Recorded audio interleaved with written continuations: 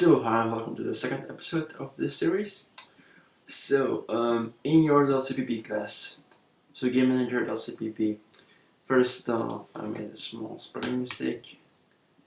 Game manager, make sure to change this to game manager. I wrote game manager. Kind of stupid.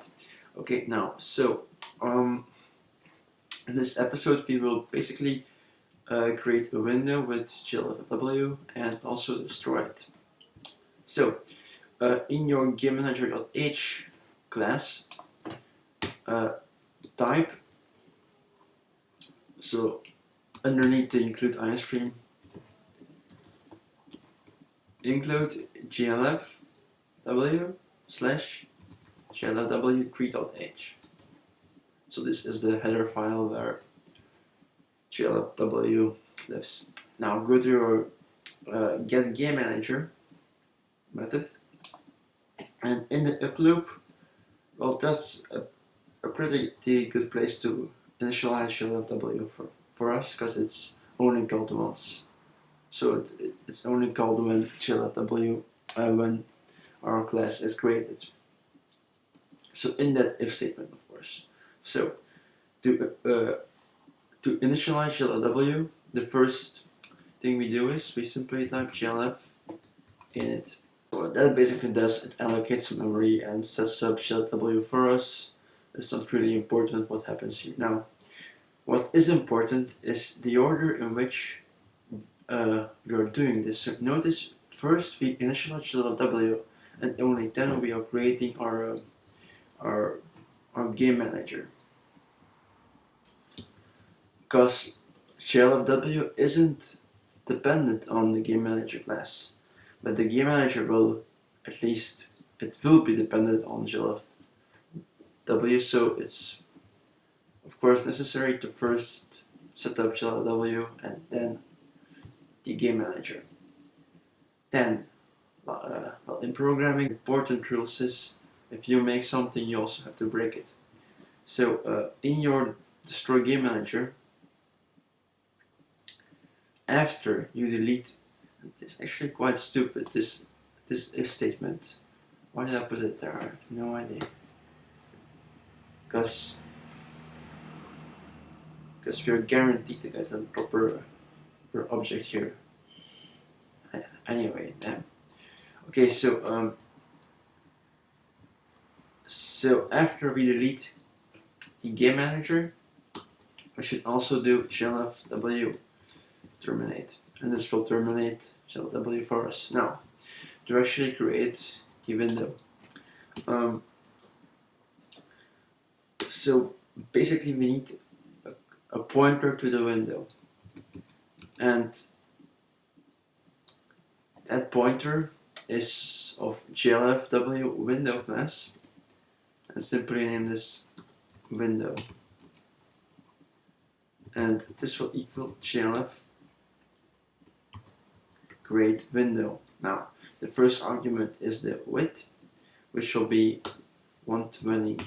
So 1280 by 720, some basic width. The title, you can simply name this FPS shooter, I don't know, something like this. Doesn't matter. Let's type it.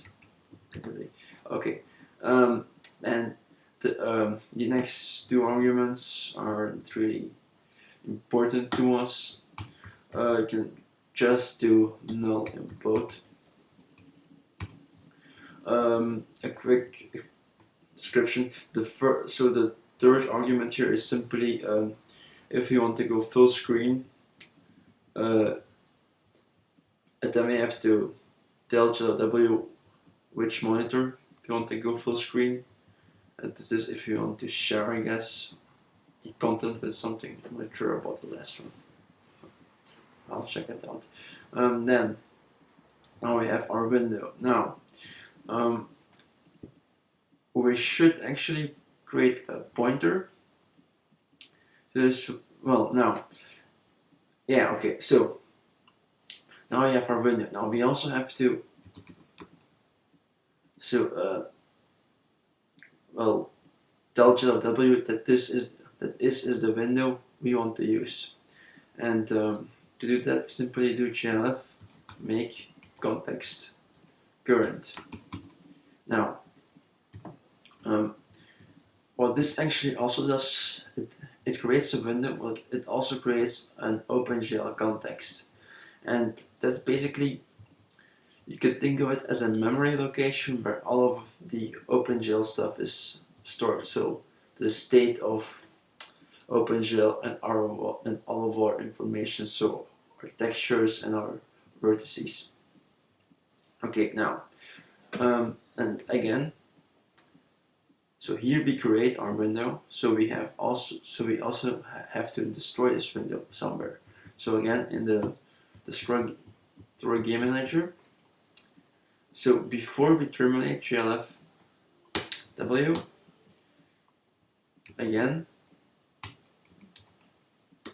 GLF window,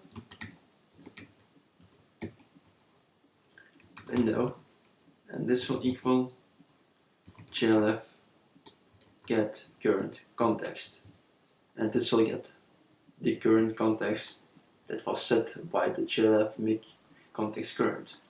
And then we simply do GLF destroy window and window. Okay. So now we have a very basic window with GLW. Now, a couple of things we should do. Before we create this window, we should actually configure it. And to do that, we have to provide some hints to GLW. And you can do that by calling the function GLF window hint. And there are lots of different hints, but we want to use 4. So the first one will be GLF depth bits, and we want to put here 24. Now, our game will be, of course, 3D, so we need the depth bits, so we can have depth, obviously. And 24 is a standard amount of bits to have for the depth. It's either 16 or 24 bits. Then the color. So of course, this GLW and OpenGL use Rgb coloring. So we have to see how much bits we want to use per color channel. So RGB, that are 4, well actually RGBA, so 4 color channels. So there's red, green, blue and alpha. And we basically want 8 for all of them.